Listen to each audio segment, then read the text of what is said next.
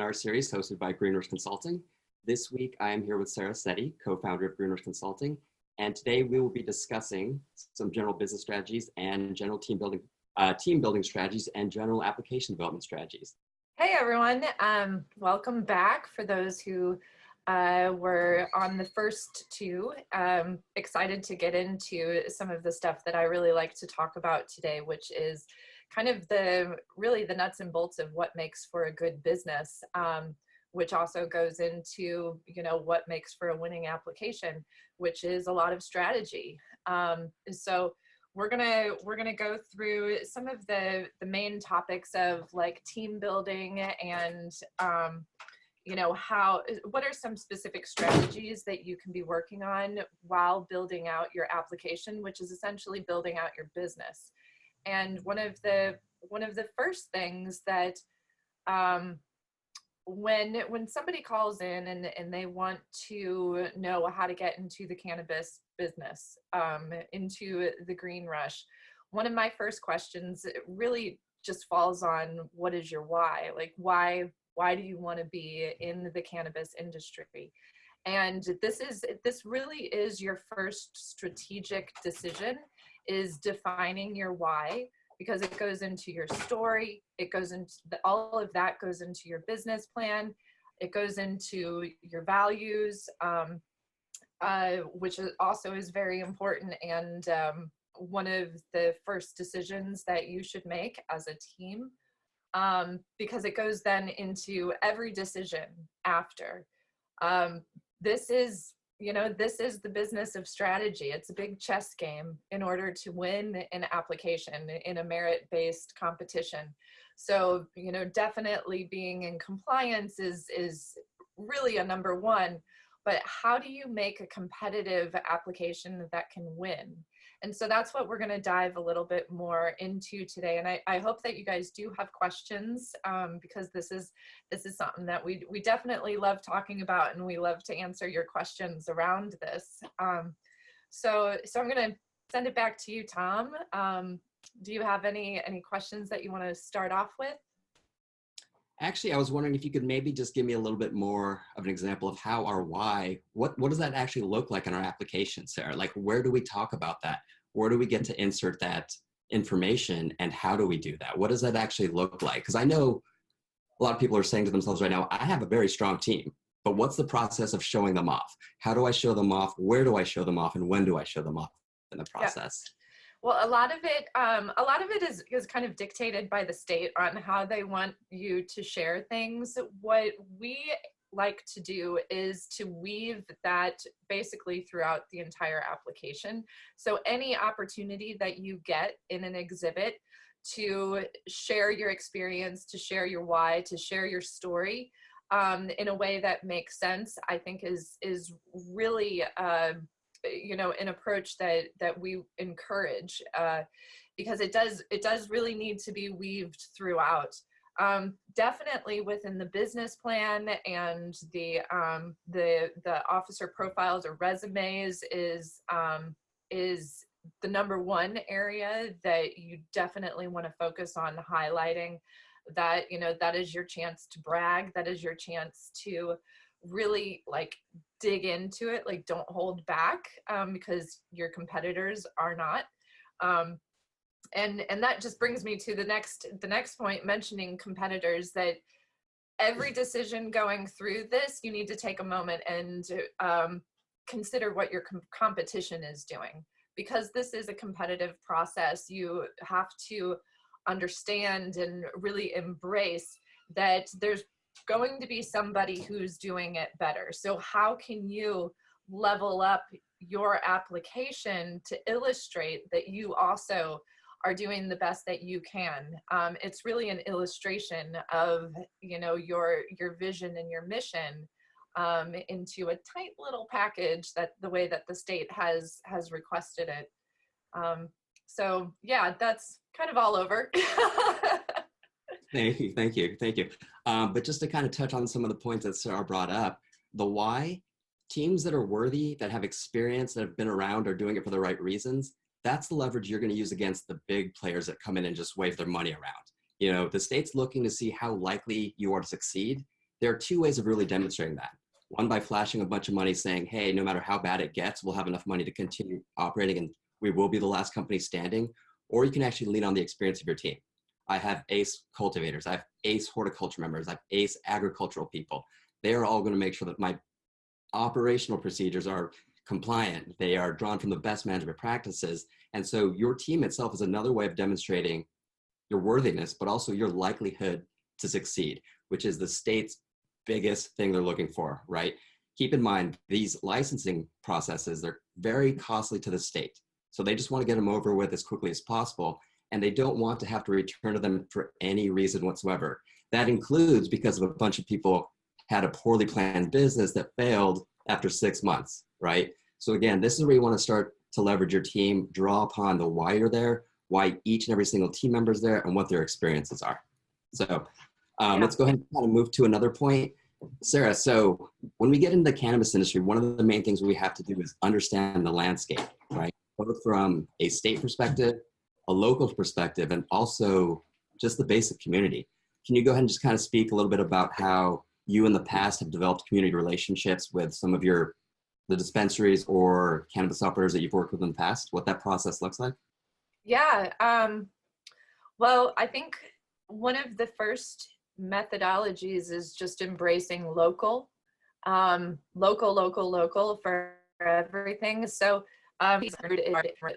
through our country, you know, that's kind of the essence of prohibition wrapped in there. Not in my backyard. I don't want this in my neighborhood. And so if you're a new cultivation wanting to enter into a neighborhood or dispensary or any of them, one of the first things that I would do is really take a look at who is there. You know, who are the community leaders that are there? Everything from faith-based leaders to political to different nonprofits and associations, because these are the individuals that are really the backbone of that specific area. They're the people of influence, and even if you may not agree with their influence, that's actually even more of a reason to speak with those individuals. And so it's a lot of meeting people, it's a lot of networking, it's a lot of getting your face out there, and your team's face. So yeah, I think really building actual relationships with the people in the communities in which you're serving is the best way to get past any NIMBYism that might be there, but also these are your champions. These are the people who, if an application allows for letters of recommendation, these are the people that you want on your side to show your letters of recommendation. And this includes like police and fire chiefs, thinking about who are the people who would most likely be against what you're doing and going straight for them. Building long-lasting relationships. It's not just strategic for helping to win a license. It's really good for business too, because if something happens once you have your license and you're operating, let's say, there was a fire or something, or something out of your control, a natural disaster, a tornado, or earthquake if you're in California or Missouri or Oklahoma, or anywhere, that these are the people that are going to come to your aid. And so we kind of preach community-based businesses, because that's kind of the essence of the cannabis movement. Like we want to serve our communities, and the best way to serve them is to know them.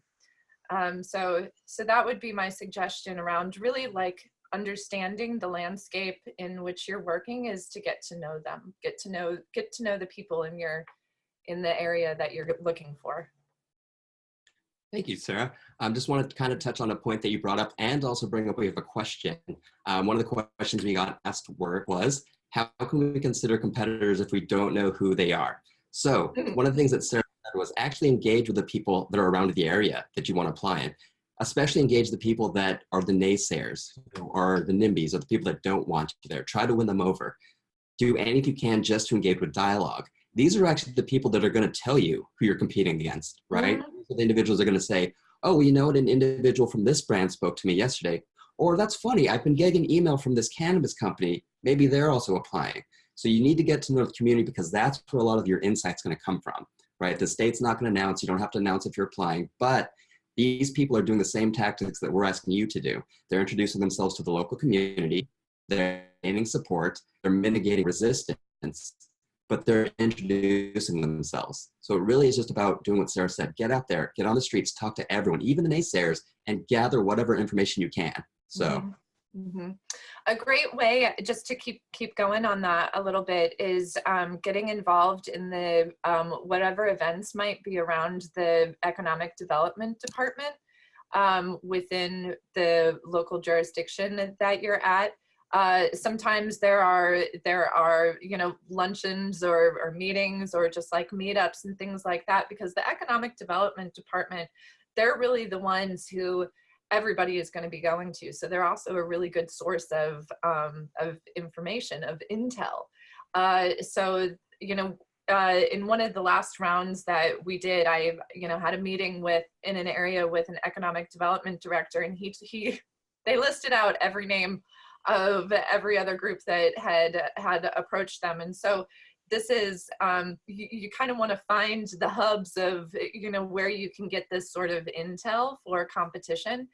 But you can also, in terms of competition, you can look at, now we have historical data. You can look at previous applications, even in Illinois, because there are existing businesses. And so you can kind of assume, even if it's not, company XYZ, well, maybe it's, a company that's like XYZ. And so you just, recognizing that the businesses that are out there are, really well put together. They've been in business for quite some time. They have a lot of experience.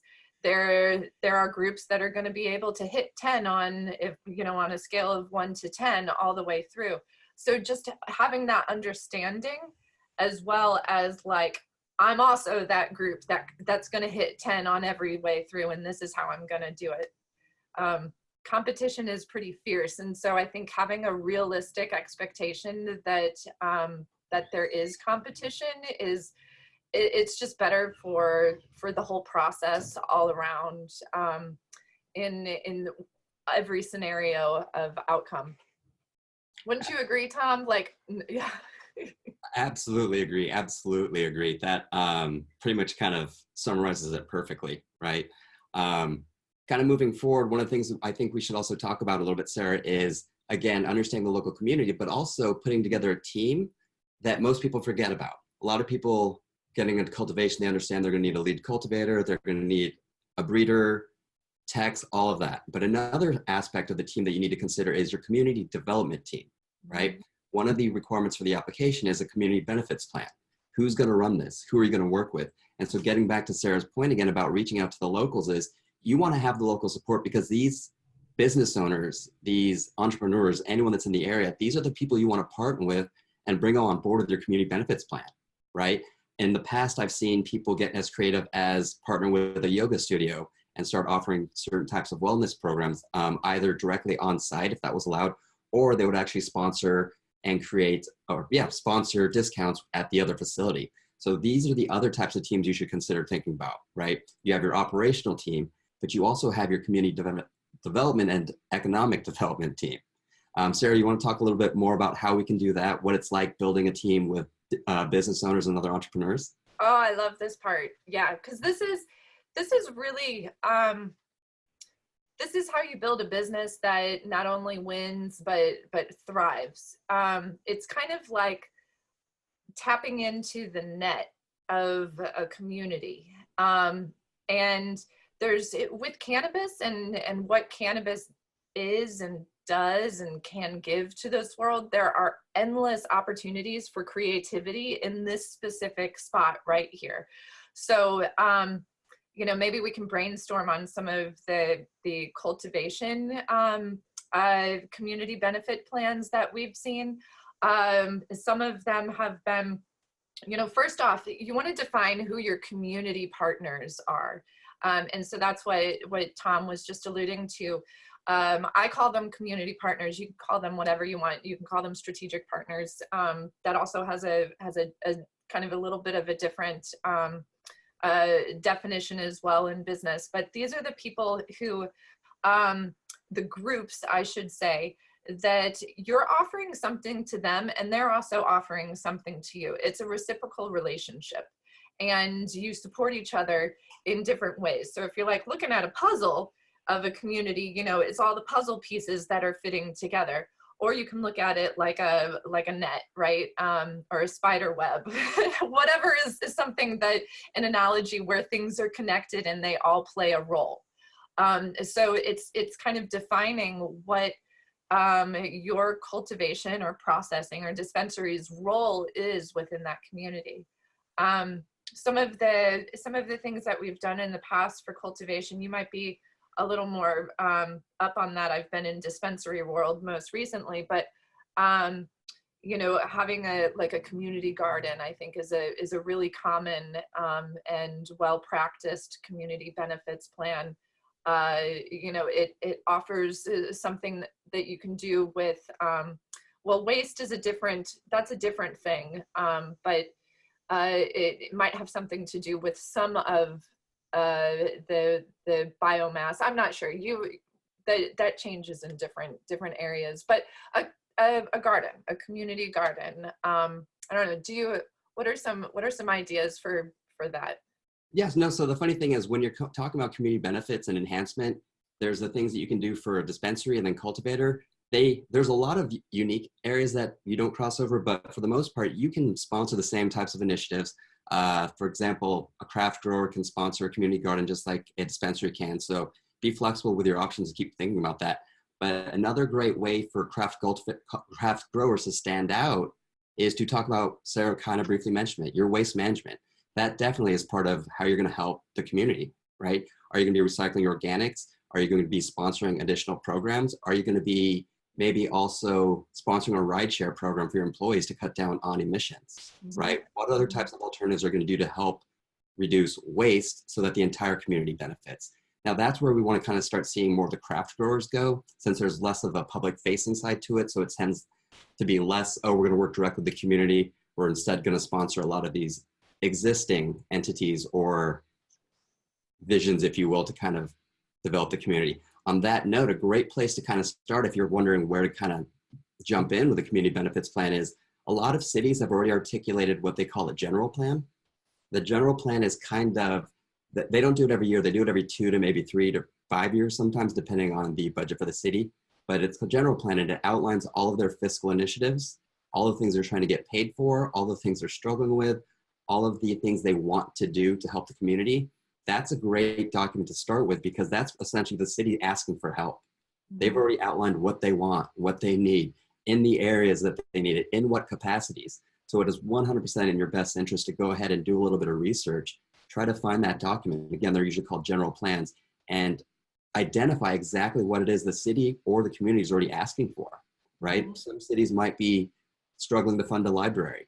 Others might be struggling to fund more public transportation, while others might be struggling with their waste management services. The general plan is going to point to all of that.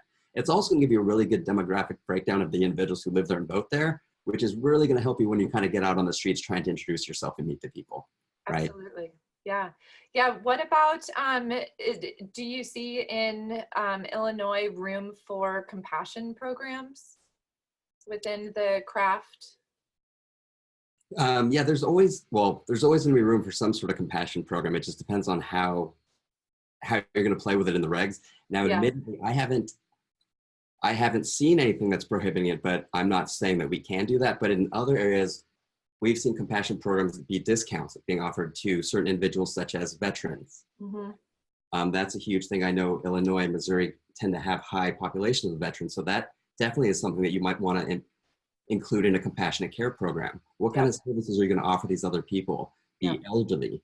Also, we know that Chicago, it's really cold. So one of the things that I had to kind of wrap my mind around was reading content, cold weather measures, like even just keeping the sidewalk free of ice so people don't slip is a community benefit that I didn't even think of because I'm used to warm weather. I grew up in California, so I never thought of that.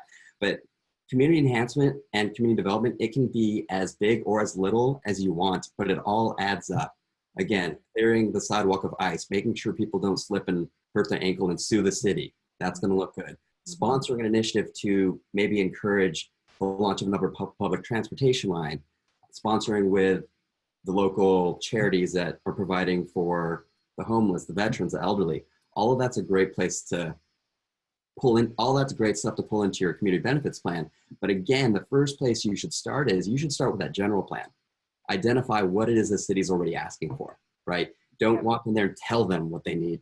Don't tell them what you're going to do like you know the city better than they do, because they're just going to laugh at you. So work with them. The best way to work with them is figure out their wants and needs and then communicate. Right, Sarah? Yep. Yeah, that's awesome. Something that I saw recently from a dispensary here in Oakland that was going for a license. In their presentation, they had a public hearing. In that presentation, they had a community report card, which I thought was a really cool way of communicating with the city what their value points are and what their intentions are and what their goals are and where they stand.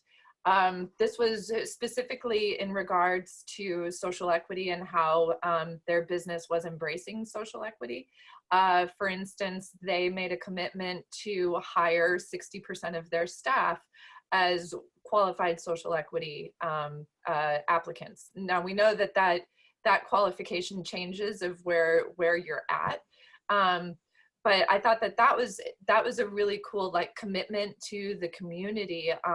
And in addition, they were also, this was a dispensary, like I said, they were committed to then having 60% of their shelves reserved for businesses owned by social equity applicants as well. So social equity businesses in the area, which I think is just a really cool way to do that. So. No, that's actually, just want to kind of rewind a little bit, go back to that point. Reserving shelf space for social equity products, that's amazing.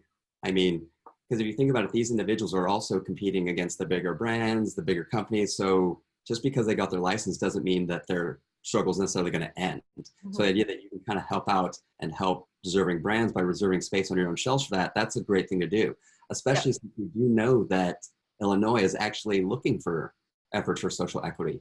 We know in the Cannabis Regulation and Tax Act, they talk specifically about incubator programs for dispensaries and then also for transporter. Now, they also allude to incubator efforts for craft growers. So that's definitely another option you want to think about. Mm-hmm. Do you have the resources to perhaps incubate someone else that qualifies as a social equity applicant? If not, can you hire people that would otherwise qualify for a social equity applicant and in other ways introduce them into a community that they have otherwise had no access to? Right.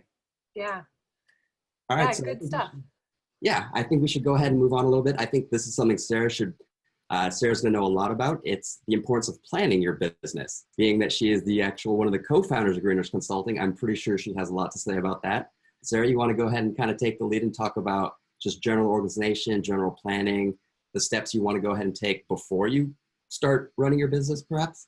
Yeah, well, I think one of the first ones that, we talked a little bit about vision and mission. Definitely identifying that, putting it down on paper is number one. Like, what is your business? And then building your team. And this we can really get quite a bit more into because your team is your business. They're also your protective shield. Everything is interconnected in that way. And so some of the first team members that I would be sure to get on your team is legal and financial. As you continue to develop partnerships, you'll want to make sure that you have the appropriate agreements that are put in place. Everything around that from a legal perspective. This was one of the first things that recognizing that as you're entering into the legal space, that you're really going to be surrounding yourself with lawyers, whereas within the developing market, as I've heard that called now the illicit market, as the developing market, everything was really done with a hug and a handshake, and there weren't really many contracts. So this is really kind of a foundational building block of your business, is to make sure that you have all of the proper agreements and everything set up. Then flipping over to the financial side, you want to make sure that you have the appropriate financial person or team who is helping to build out your financial pro forma, your books. So people have spent lots of time and money kind of going backwards to clean their books. And what I mean clean their books, if things are not categorized right from the get-go, you're going to end up spending a lot of money. Also in understanding the tax codes, 280E, and how that goes. Like you have to understand, as you walk into the cannabis space, it's very different than any other industry. And so taxes can be very prohibitive, punitive in cannabis, and without some really well done strategy around that, working with somebody who kind of knows how to hop through hoops as a CPA should, you can find yourselves really in either some hot water or just in a place where less profitable and unable to move forward in that way. More on team building, going back to the values, it's good to define your values early on, because every person that you meet, you want to make sure that that they align with your values as you move forward. This is, if you have 3 values, main values, you want to make sure that everybody, your community partners, strategic partners, actual business partners, that they check off of the majority of those values and that you're in alignment. And what that does is it basically sets a foundation of success, a successful partnership. We have seen kind of the full gamut of really successful partnerships who did walk through that path of, making sure that they had operating agreements and everything beforehand, to those who just kind of threw themselves together thinking that they all shared the same dream, to then find out, even after winning a license, that they didn't even speak the same language about that. And so then what happened? They split in partnership, and the businesses suffered as a result of that.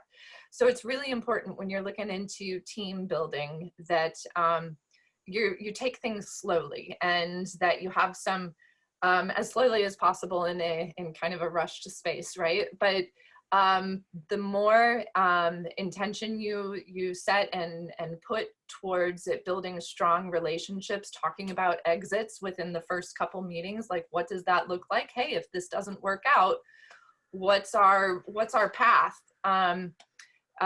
So then when that day may come, you've already had that conversation. So have the tough conversations first. We could talk a lot about team building. I want to see over here if we have, I see some specific, some questions about the discount code. So after this, actually, we're going to send out probably tomorrow morning with the recording, a code, a special code for everyone as we go into the last day of the release. It's actually a little bit more than even that 10% off there. So we'll be sure, so hang tight there if that will be coming. Just wanted to mention that. Corporate culture and D&I comes here too. What's an exit? Do you want to answer that? I'm not sure I get the question. What's an exit? Or are we talking, or did someone ask what an exhibit? Are we asking what an exhibit is? I'm I'm not sure what is DNI, if the person asked that. Corporate culture and DNI. I agree, there is corporate culture here. Oh yes, diversity and inclusion. Corporate culture and diversity and inclusion come here too. Yes, what's an exit?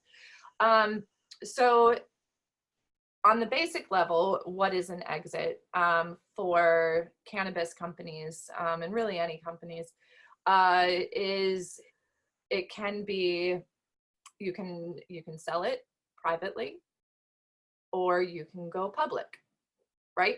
Are those the two exit points, Tom? It depends on where you're at. Of course, there's a bunch of state and local requirements that you have to make too. But one of the most popular exit plans we have is just kind of selling off to other investors. In fact, one of the strategies that we see, and this is something you want to think about as you're applying, is because a lot of states are becoming privy to this or keen on this. A lot of people are simply trying to get a license to sell. They have no desire to actually establish the business or in any way enhance or help the community. That's a perfectly fine business practice. However, a lot of these states don't want that to happen. So for example, in Sacramento, they specifically had ordinances that prohibited you from, once you got licensed, you had 3 months to demonstrate that you were actually building out the facility, because what they were worried about is people would just get a warehouse license, wait to sell it, and in the meantime, the warehouse would just be blight. They would restore it. So the ugly building on the block stayed the ugly building on the block, right? Until they were able to sell it.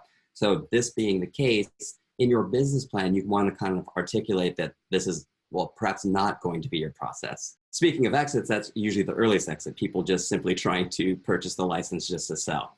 Now, what we've also seen is people just start taking on partners, and they start essentially distributing their shares out until they are no longer one of the major partners, or they're essentially have no voting percentage, right?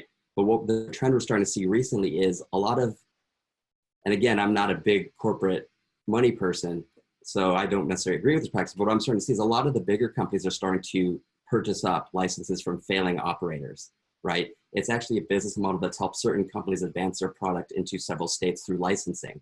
So let's say I have a really famous line of concentrates in California. Obviously, I can't ship that across state lines, but I've been doing my research and I found a manufacturer who's struggling in Illinois.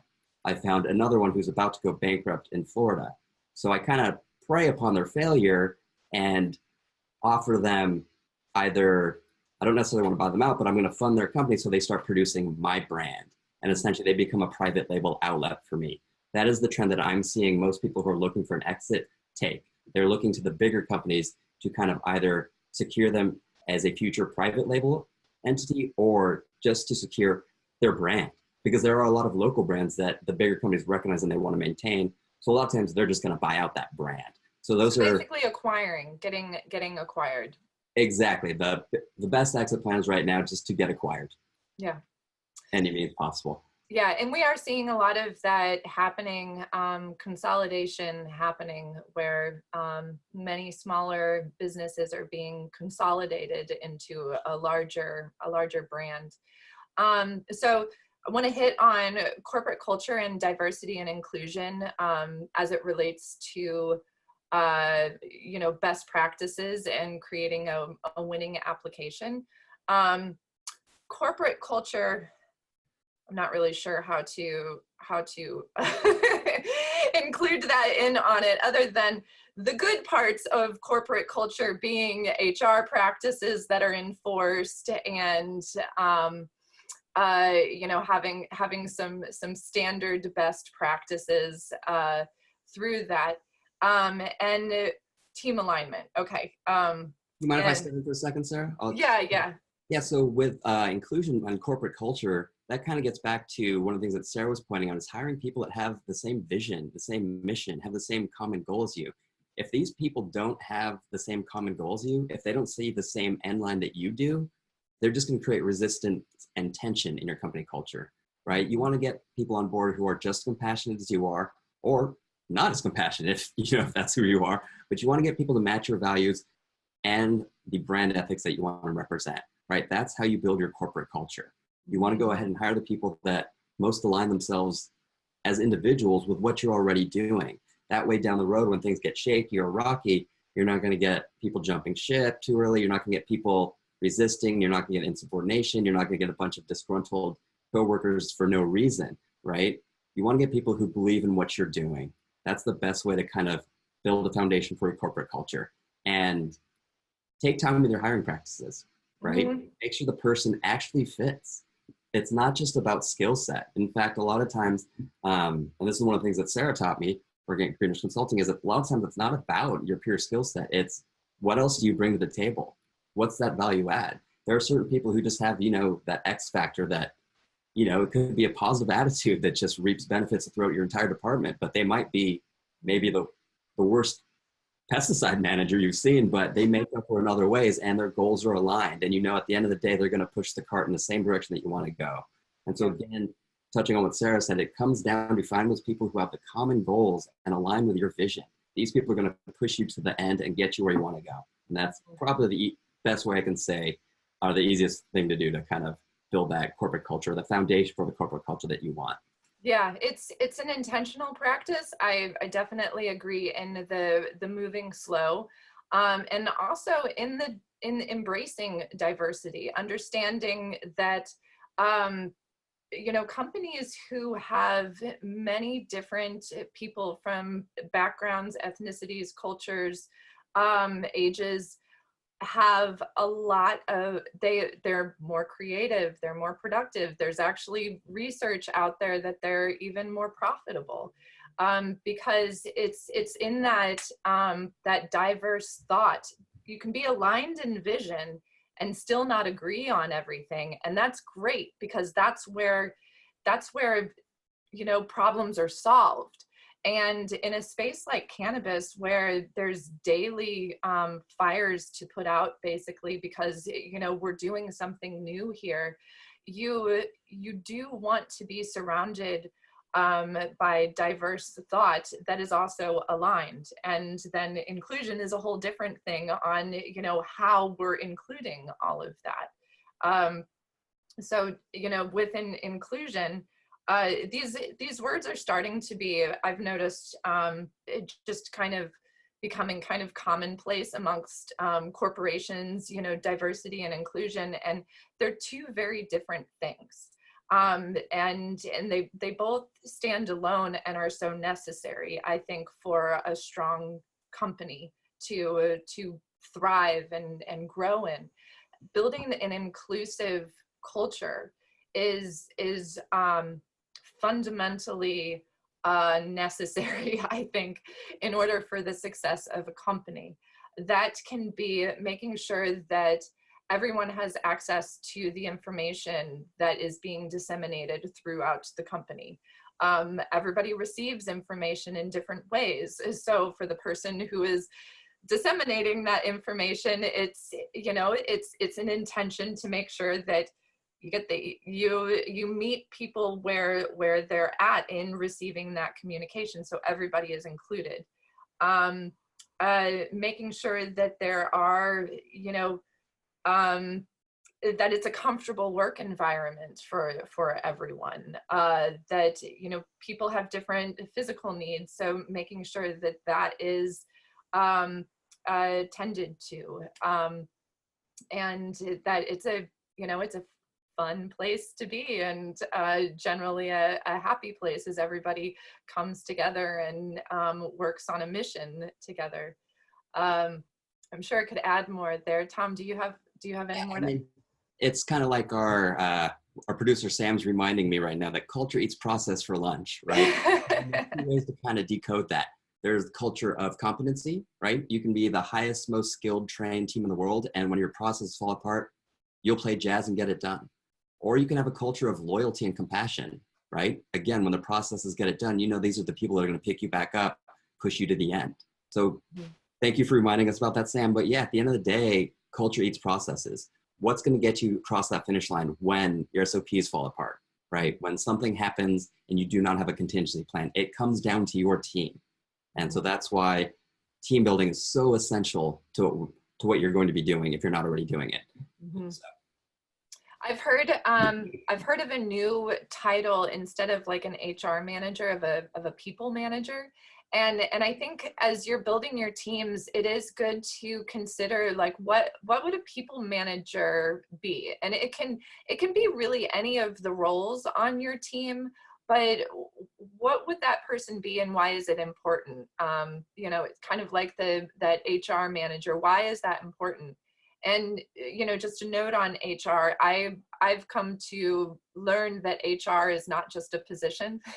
It's really ingrained into the culture of the company, and all of the leadership roles within your company should have a really found understanding of HR practices, as well as what are HR compliance within your state, because they vary for state. California has very strict HR laws that any business, small or large, has to follow. So all of that is the wonderful world of team building, all of the things that need to be considered as you're building your team, even at this spot where you don't yet have a license. But that will come as long as, you know, perseverance and moving forward. Yeah.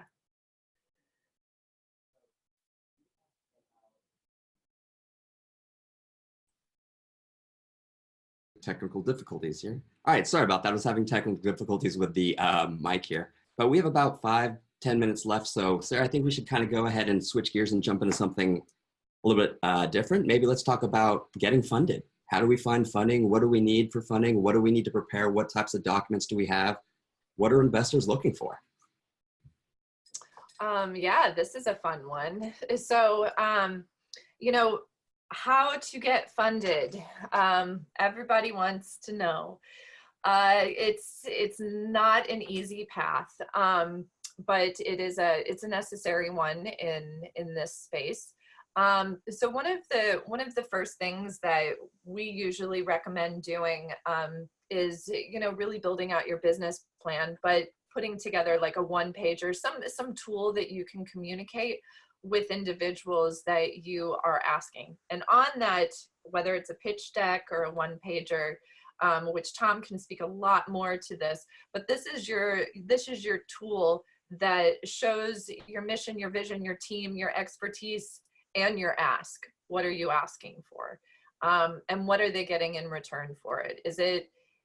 What sort of funding is it? Is it a personal loan? Is it a investment for equity? You know, what does that actually mean? So maybe Tom, you can go a little bit more into that. Oh, are you there? Oh, Tom's having weird internet issues. We're on the same internet.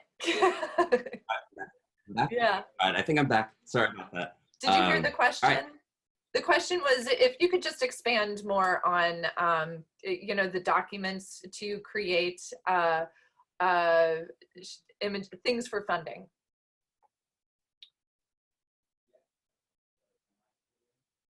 No, it's still frozen. So, well, you want to come out here and hop on mine?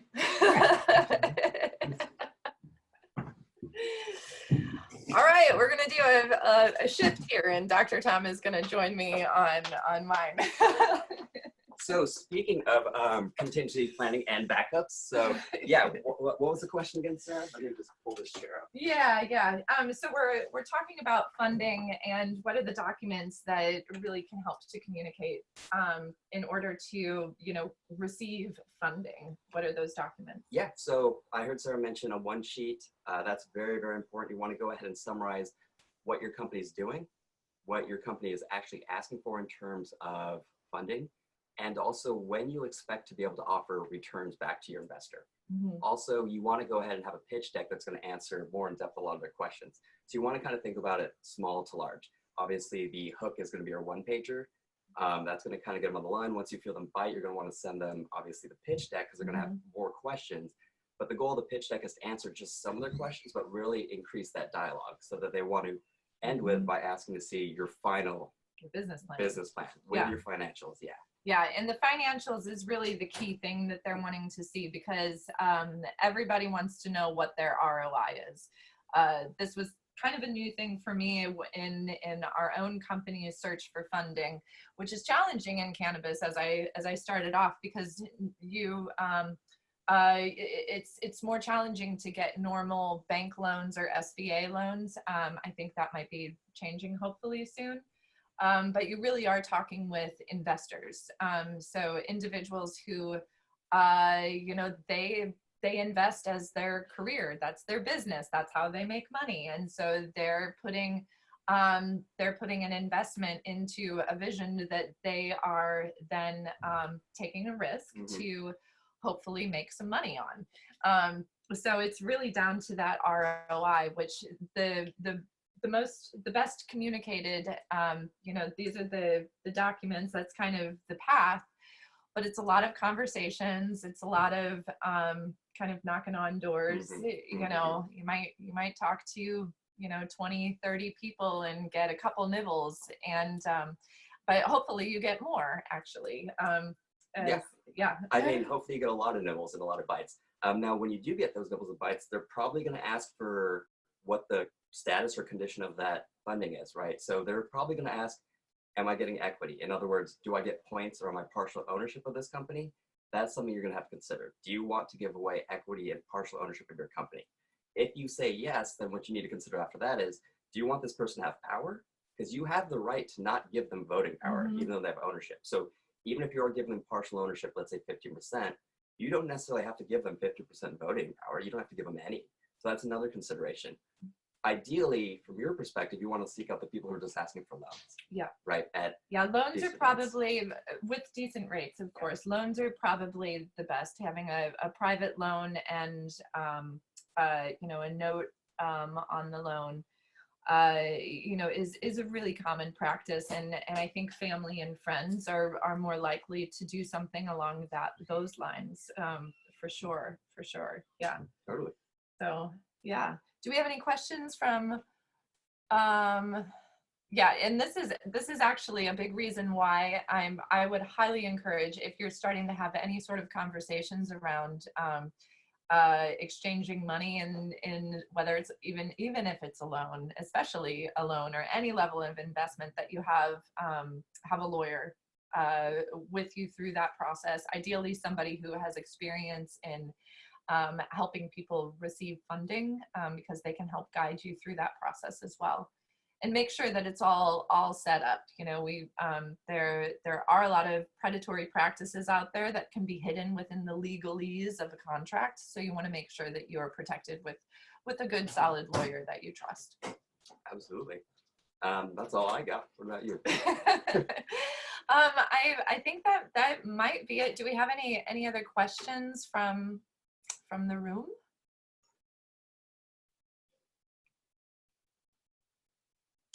I guess maybe not. Okay, so I think that kind of wraps it up for the day. So we are going to be, Team GRC is hopping on a plane early tomorrow to head to Chicago for the Cannabis Resource Fair that's being held at the University of Illinois, Chicago, on Saturday from 9 to 3.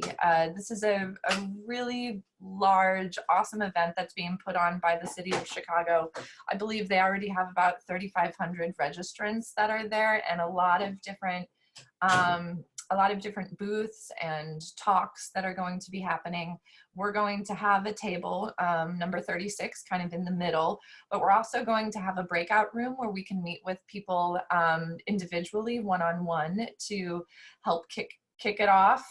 If you're going to be doing the accelerator with us, and really just to discuss, other strategies and, what might be the best for you and your business at this time moving forward.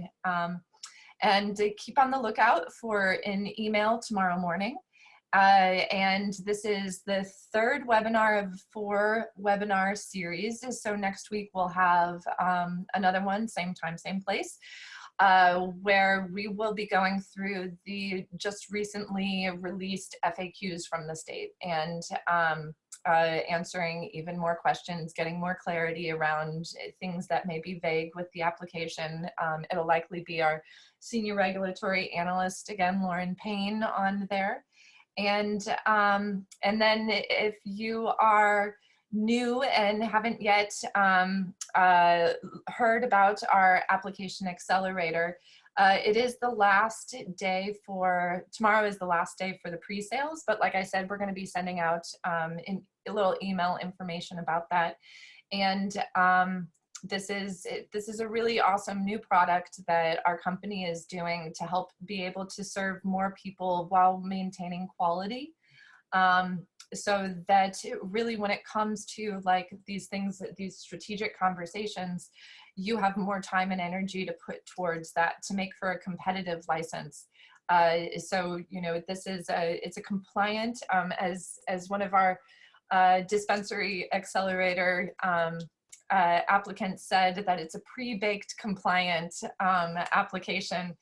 And it is. So, you know, I hope that you get a chance to see that and use that, and we are wishing everybody the best. And thank you for joining us today. And oh, we have one question that made it in just before the end of the line. How many deliveries will a transporter make on an average day?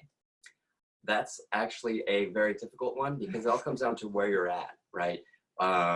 What people you're going to be serving, the locality. So I wish I could give you more specifics, but it really depends on which area you're going to be servicing and what your that service market looks like. Mm-hmm. I wish I could give you more information about that one. Yeah.